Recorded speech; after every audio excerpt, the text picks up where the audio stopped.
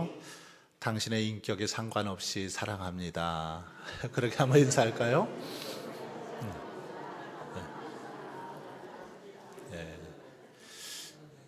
아마 이 사랑이 주님의 사랑인 것 같아요. 주님의 사랑, 우리의 인격에 상관없이 주님은 우리를 사랑하십니다. 사순절 기간 동안 저와 여러분도 주님의 그 사랑을 닮아갈 수 있기를 바랍니다. 우리 계속해서 오후 시간에는 성경 인물에 대해서 살펴보고 있는데 오늘은 여호수아에 대해서 함께 살펴보고자 합니다. 지난주에 모세에 대해서 살펴보았는데 이제 모세의 후계자죠. 모세의 뒤를 이어서 이스라엘의 차기 지도자가 된 여호수아에 대해서 이 시간은 함께 살펴보고자 합니다. 오늘 제목을 그렇게 잡아봤습니다. 준비된 지도자 여호수아. 여호수아는 무엇보다 하나님 앞에 잘 준비된 지도자 중에 한 사람이다. 그렇게 말할 수 있습니다. 특별히 여호수아가 이제 모세의 뒤를 이어서 오늘 본문에 보면 새로운 지도자로 이렇게 서게 되는데 이때의 나이는 대략 80세 정도, 80세 초반 정도 되었을 것이다. 그렇게 우리는 여러 가지를 통해서 추정해 볼 수 있습니다. 그러니까 적어도 여호수아는 출애굽 이후에 한 40년가량 이렇게 모세의 뒤를 따라다니면서 모세의 곁에서 모세로부터 많은 리더십, 지도력을 그렇게 눈으로 보고 또 배우면서 그렇게 준비를 했습니다. 그래서 하나님의 이제 때가 될 때 모세의 뒤를 이어서 새로운 지도자가 되어지는 걸 볼 수 있습니다. 자, 오늘 제목을 준비된 지도자 여호수아라고 했는데 우리 1번 문제 한번 보겠습니다. 출애굽기 24장 13절 그리고 민수기 13장 16절을 읽고 여호수아는 어떤 배경의 사람이고 그의 이름의 뜻은 무엇인지 한번 살펴보자라고 했는데 먼저 출애굽기 24장 13절 말씀 읽어보겠습니다. 시작.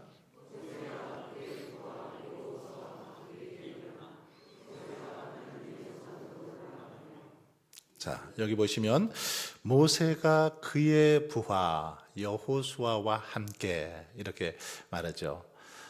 여기 보면 여호수아는 어떤 사람이었습니까? 모세의 부하였습니다. 모세 밑에서 이렇게 모세를 도와서 일했던 바로 사람이 여호수아였음을 볼 수 있습니다. 자, 그리고 민수기 13장 16절 말씀도 같이 읽겠습니다. 시작.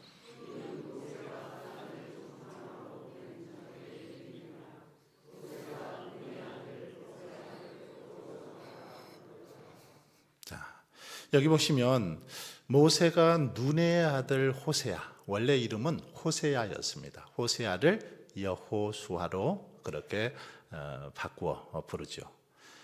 그런데 이 호세아나 여호수아 그리고 신약의 예수님, 예수라는 단어는 다 이 구원이라는 동일한 의미를 가지고 있습니다. 그래서 여호수아는 여호와께서 구원자시다 이런 뜻을 가지고 있는 게 여호수아이죠. 자, 여호수아는 눈의 아들로 이제 여호수아라는 이름을 이렇게 가지게 되었는데 모세의 특별히 부하로서 수종자로서 오랫동안 이제 훈련을 받았죠. 지도자 훈련을 받으면서 하나님의 때에 그렇게 귀하게 쓰임 받는 인물이 바로 여호수아였다라는 것입니다. 자, 민수기 2번 14장 6절 9절을 읽고 여호수아는 가나안 정탐 사건에서 어떤 믿음을 보여주고 있는지 살펴봅시다 했는데요. 좀 깁니다. 이번 페이지도 있고 다음 페이지도 있는데 천천히 한번 6절부터 9절까지 읽어보겠습니다. 시작.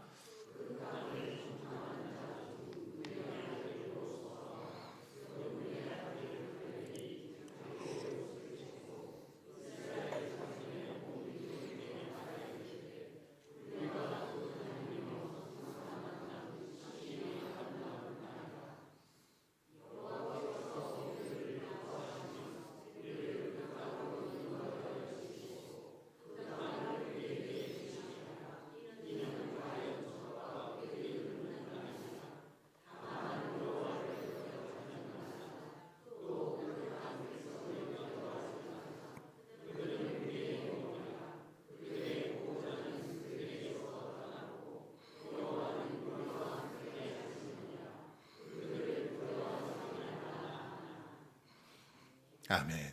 자, 여기 보시면 어떤 내용이냐면 이제 모세는 가나안 땅을 정복하기 전에 12명의 정탐꾼을 이 가데스 바네아라는 지역에서 보냅니다. 12명의 정탐꾼을 이렇게 선발해서 그들로 먼저 가나안 땅을 정탐하고 오도록 하죠.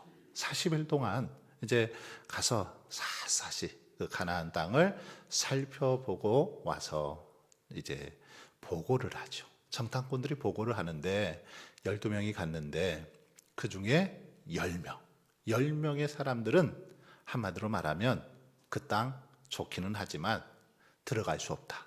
왜냐하면 그 땅에 살고 있는 그 족속들이 너무 크고 강대해서 우리는 그들 앞에 메뚜기 같이 작은 존재다. 그러니 좋긴 하지만 뭐 도저히 싸울 수 없고 이길 수 없다. 들어갈 수 없다. 이렇게 보고를 하죠.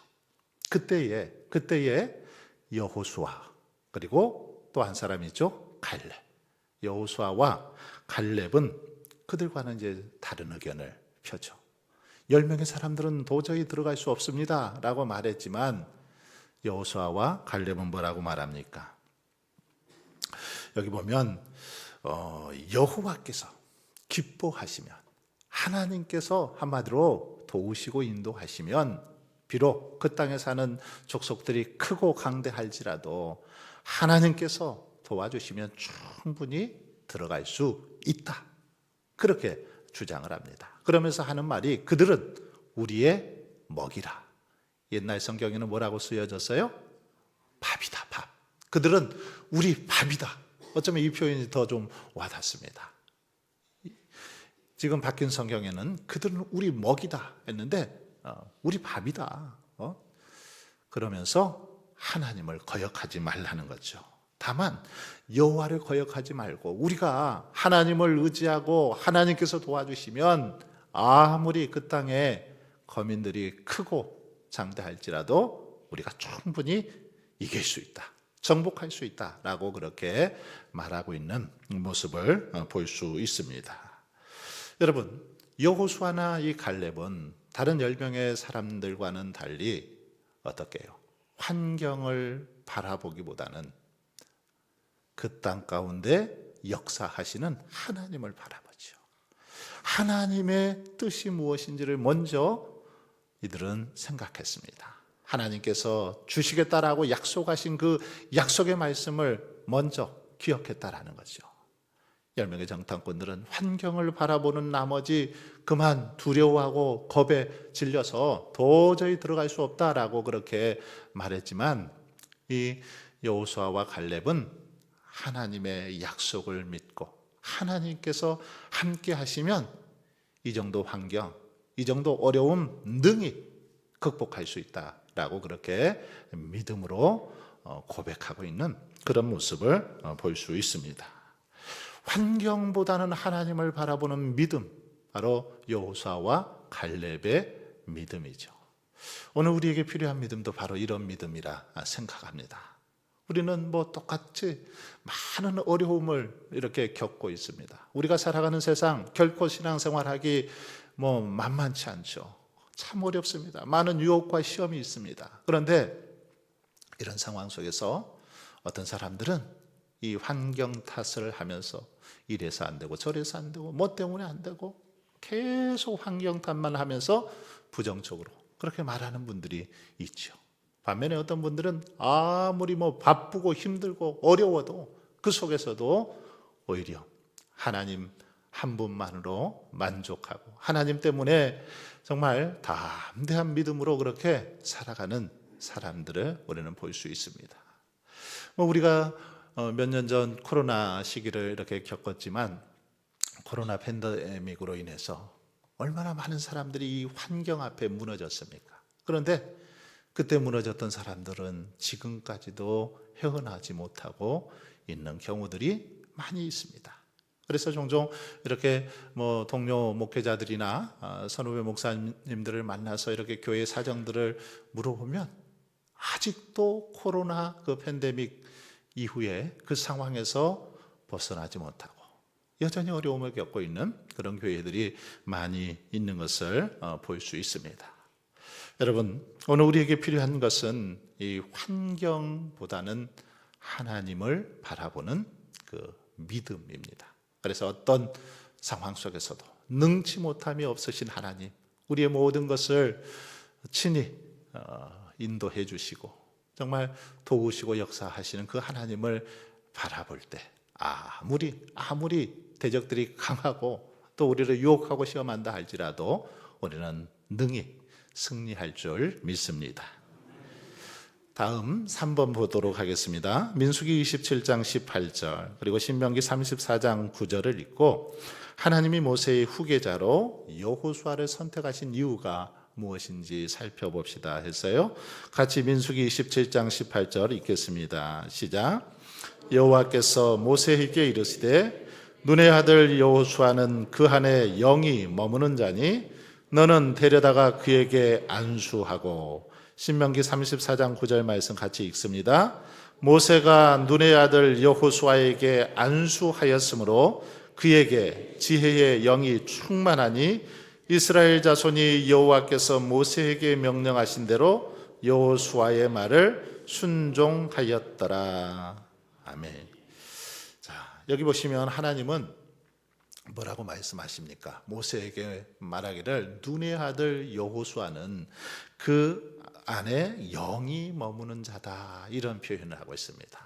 여호수아 그 안에는 성령님께서 이렇게 머무는 자다. 한마디로 말하면 여호수아는 성령이 충만한 자다. 지금 이렇게 칭찬을 하고 있는 걸 볼 수 있습니다. 여호수아, 하나님의 사람으로서 지도자로서 성령 충만했다라는 것이죠. 그래서 이 여호수아를 데려다가 안수하고 그를 이제 이렇게 하나님의 일꾼으로 지도자로 세워가고 있는 그런 모습을 볼 수 있습니다. 신명기에도 보면 여호수아에게 안수하였으므로 그에게 지혜의 영이 충만하니, 성령도 충만했지만 또 지혜의 영이 충만했던 사람 바로 여호수아였습니다. 그래서 하나님께서는 바로 그런 여호수아를 통해서 모세의 후계자로 삼으시고 이스라엘 백성들을 인도하는 그런 지도자로 세워주시고 있는 걸 볼 수 있습니다. 하나님께서 하나님의 사람을 쓰실 때 이렇게 성령의 충만함을 가지고 있는 사람, 지혜의 영으로 또 충만한 사람, 그런 사람들을 하나님께서 들어 쓰시고 그들을 통해서 역사하시는 그런 모습을 여기서 살펴볼 수 있습니다. 특별히 여호수아는 모세와 함께 오랫동안 그렇게 동행했죠. 적어도 모세와 함께 40년 이상 동행을 했습니다. 40년 이상 모세의 뒤를 그렇게 따라다니면서 배우고 준비하고 또 그렇게 동역했음을 볼 수 있습니다. 그러면서 또 철저히 순종하고 충성하는 삶을 통해서 하나님 앞에 그렇게 귀하게 쓰임 받았던 걸 볼 수 있습니다. 그 다음 보겠습니다. 여호수아 1장 5절로 9절 우리가 읽었던 말씀인데 좀 긴데 여기 보시면 하나님께서 여호수아에게 주신 약속들이 있습니다. 그리고 또 주신 명령이 있죠. 특별히 이 말씀의 배경은 이제 모세가, 위대한 지도자 모세가 죽게 되죠. 죽은 이후에 새로운 이제 지도자 여호수아가 이렇게 그 바톤을 이어받습니다. 한번 그 상황을 생각해 보십시오. 모세 얼마나 대단한 그런 사람이었습니까? 평생 정말 이렇게 아주 범접할 수 없는 그런 스승으로 모시던 이 모세가 죽고 나서 그 뒤를 여호수아가 바톤을 이어받은 거죠. 그때의 이 여호수아의 심정은 어땠을까요? 한번 생각해 보십시오. 아주 정말 큰 스승이고 평생 자기가 그렇게 존경하면서 따라다니던 이 모세가 죽고 나서 그 자리를 자신이 대신 맡았을 때의 심정은 어땠을까요? 아마 굉장히 두렵고 떨렸을 것입니다. 아니, 어떻게 나같이 이렇게 부족한 자가 감히 스승인 모세의 뒤를 위해서 내가 지도자가 될 수 있는가 하는 그런 마음으로 두렵고 떨리고 어떻게 해야 될지 많은 고민을 하고 있었을 것입니다. 그런데 바로 그때에 하나님께서 여호수아에게 주셨던 말씀이 오늘 우리가 읽은 내용의 말씀입니다. 이렇게 두렵고 떨고 있는 여호수아에게 하나님께서 뭐라고 말씀하십니까? 5절에 보니까 내 평생에 너를 능히 대적할 자가 없으리니, 너의 평생에 능히 너를 대적할 자가 없다. 그렇게 하나님께서 말씀하십니다. 그러면서 내가 모세와 함께 있었던 것 같이 너와 함께 있을 것임이니라.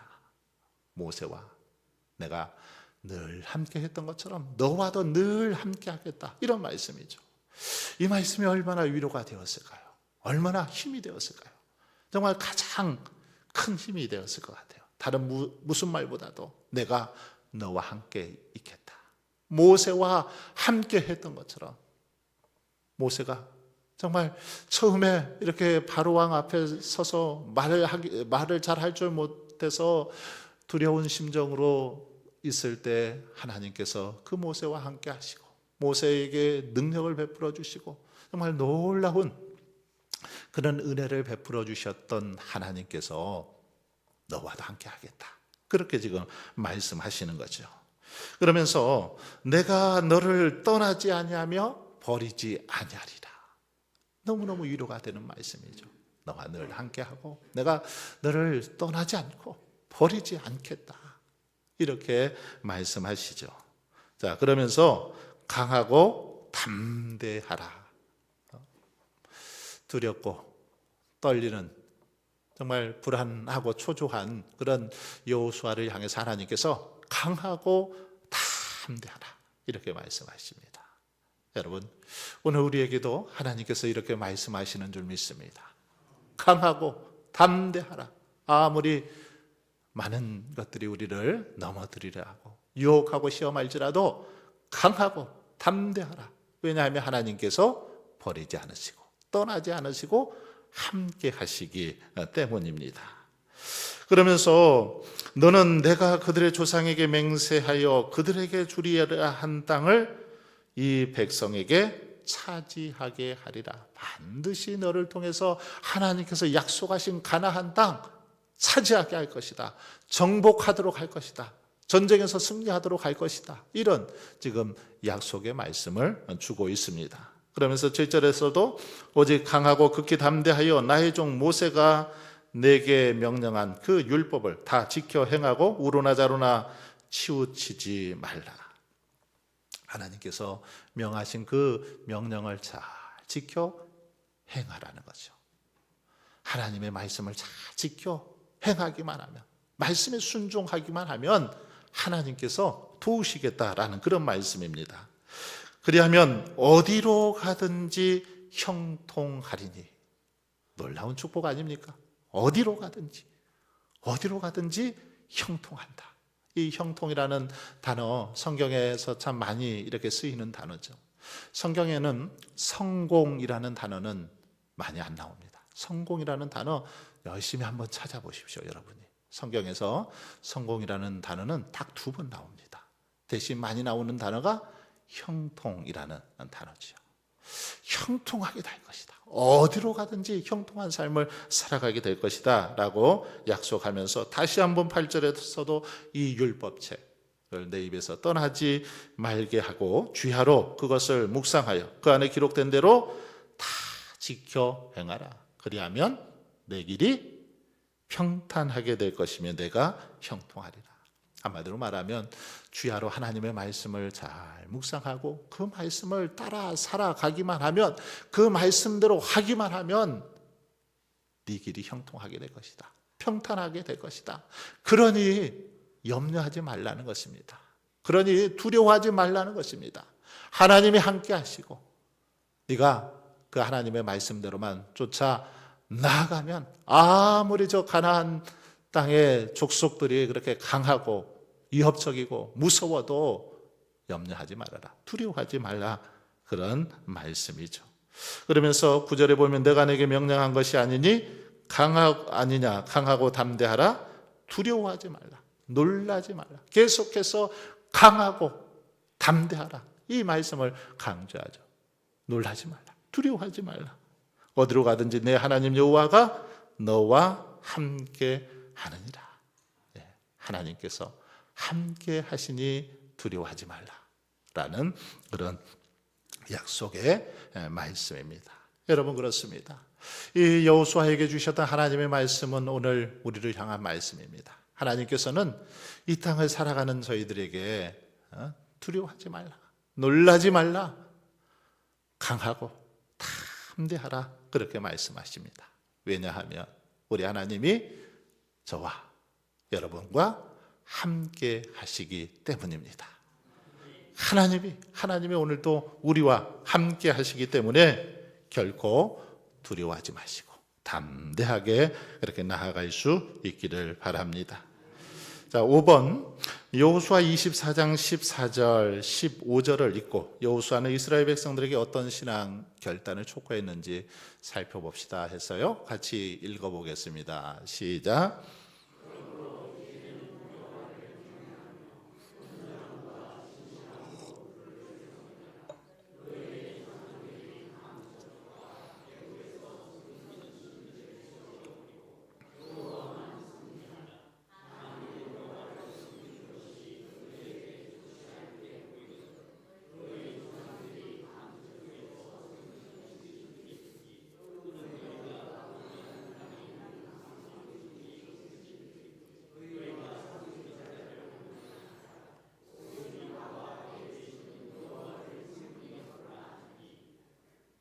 여기 보시면 여호수아는 이제 죽음을 앞두고 이스라엘 백성들에게 또 간곡하게 부탁하고 있는 권면하고 있는 장면이 오늘 본문 이 말씀이죠.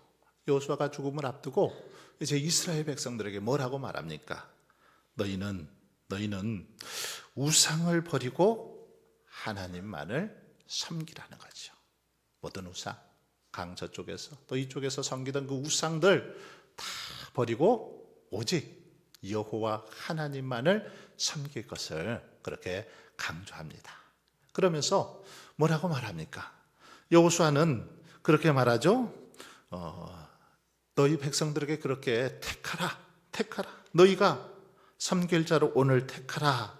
이렇게 말하면서 뭐라고 말하냐면 오직 나와 내 집은 여호와를 섬기겠노라. 여호와를 섬기겠노라.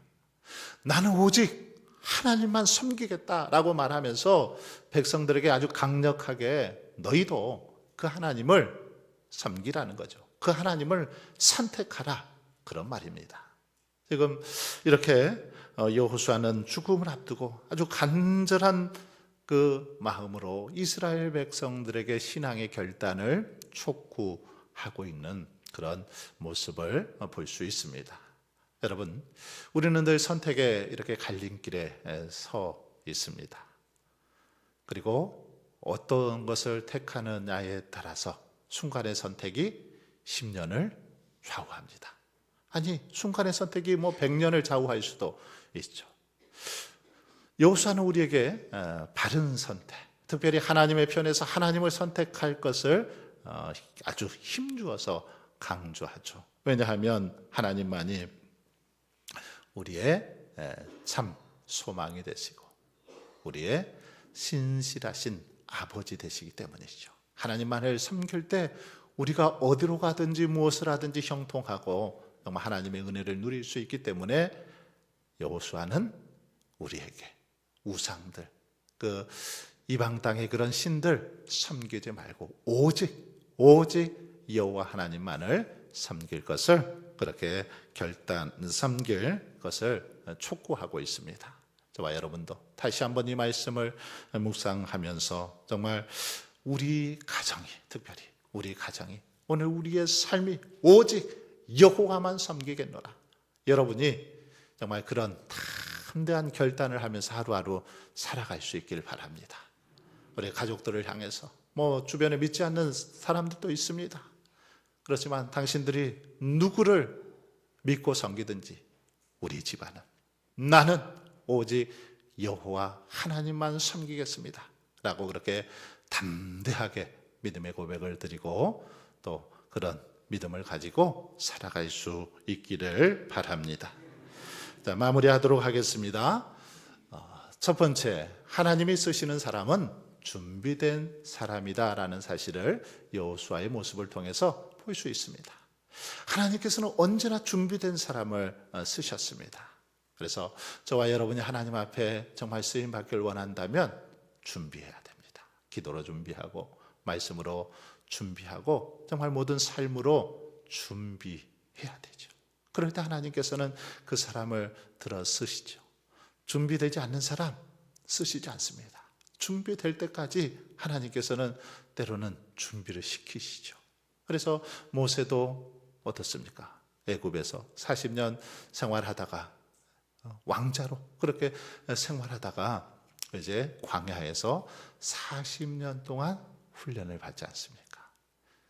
그 준비가 되어졌을 때 하나님께서는 모세를 지도자로 삼으시죠. 여호수아 역시도 마찬가지입니다. 처음부터 그가 지도자가 된 게 아닙니다. 태어나면서부터 그가 하나님 앞에 그렇게 지도자로 쓰임 받은 게 아니라 철저히 준비되어졌을 때 쓰임 받았습니다. 신약의 예수님의 제자들 역시도 마찬가지죠. 준비되어졌을 때 주님께서는 그들을 사용하시죠. 자, 두 번째, 믿음은 환경보다 하나님을 바라보는 것입니다. 그렇습니다. 믿음은 뭔가 순간순간 환경보다는 하나님을 바라보는 게 이 믿음입니다. 환경을 바라보면 어떻습니까? 두려울 수밖에 없죠. 무서울 수밖에 없습니다. 막 파도가 치는 그 바다를 바라보십시오. 그 바다에 겁을 먹고 그만 빠질 수밖에 없습니다. 그러나 하나님을 바라보고 주님을 바라보며 우리 주님께서 힘 주시고 지혜 주셔서 넉넉히 그 모든 환경도 이겨내게 될 줄 믿습니다. 자, 세 번째 같이 읽겠습니다. 시작. 승리는 말씀 순종에서 시작됩니다. 그렇습니다. 영적 승리는 말씀 순종에서부터 시작됩니다. 그래서 여호수아에게도 계속해서 하나님께서 말씀하신 게 어떤 말씀입니까? 하나님의 말씀, 이 율법책을 주야로 묵상하고 그 율법에 행한 대로 다 지켜 행하라. 율법에서 말한 대로 다 지켜 행하라. 순종하라는 거죠. 우르나 자루나 치우치지 말고 말씀 위에 굳게 서서 말씀 안에 행할 때 승리할 수 있다. 복된 삶을 살 수 있다라는 거고요. 네 번째, 지도자는 하나님의 영에 사로잡힌 사람입니다. 지도자뿐만 아니라 정말 하나님의 일꾼들, 하나님의 자녀들은 하나님의 영에, 성령에 사로잡혀서 성령의 이끌림을 받고 살아가야 합니다. 자, 마지막으로 믿음은 가정에서부터 결단해야 합니다. 그렇습니다. 여호수아는 지금 자신의 가정부터 결단하고 있지 않습니까? 너희들 어떻게 하든지 백성들이야 어떻게 하든지 나는 오직 여호와 하나님만을 우리 가정은 섬기겠다. 오직 나와 내 집은 오직 여호와 하나님만을 섬기겠다라고 그렇게 자신의 가정부터 결단하면서 이제 이스라엘 백성들에게 결단을 촉구하고 있는 그런 여호수아의 모습을 볼 수 있습니다. 저와 여러분도 그래서 정말 우리 가정부터 먼저 나 자신부터 하나님 앞에서 믿음의 결단을 하실 수 있기를 바랍니다. 특별히 오늘 오전에 경건 연단하고 있습니까? 라는 말씀으로 함께 나눴는데 사순절 기간 동안 경건의 훈련을 여러분 결단하시고 더 내가 먼저 우리 가정부터 기도하고 또 주의 말씀을 묵상하고 주님과 동행하는 삶을 위해서 더욱더 훈련하고 노력하는 저와 여러분들이 되실 수 있기를 바랍니다. 그래서 하나님 앞에 설 때 정말 잘했다라고 칭찬 받으시고 하나님 앞에 귀하게 쓰임 받는 여호수아처럼 준비된 지도자, 준비된 하나님의 일꾼들 다 되실 수 있기를 주님의 이름으로 축원합니다.